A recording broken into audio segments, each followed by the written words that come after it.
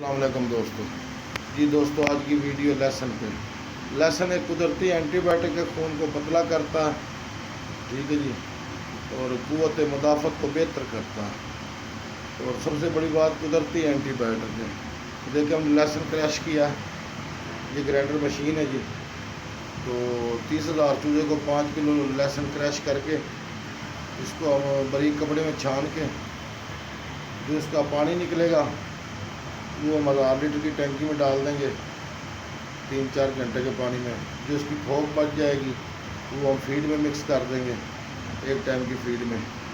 تو آپ یہ طریقہ کار استعمال کریں، بالخصوص ویکسین سے پہلے 3 دن لہسن اور ادرک دے لیں یا لہسن دے لیں، اور ویکسین کے 24 گھنٹے کے بعد آپ لہسن یا ادرک ملا کے دے لیں یا صرف لہسن دے لیں۔ اگر لہسن اور ادرک دینی ہے تو پھر آپ نے فیڈ میں دینی ہے، پائیا ادرک آدھا کلو لہسن فی بیگ کے حساب سے 3 دن دیں، ٹھیک ہے۔ چوتھے دن آپ ویکسین کریں، 24 گھنٹے کے بعد 3 دن پھر دیں،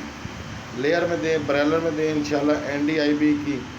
یا ND کی یا IB کی کوئی بھی ویکسین ہو انشاءاللہ بہترین رزلٹ دے گی۔ اور بالخصوص جو انڈا اپنا رنگا چیپا آتا ہے اس پہ بڑی زبردست جناب اس کا اپنا اس کے لیے بہت زبردست ہے۔ اس کے ساتھ اجازت دیجیے، اللہ حافظ۔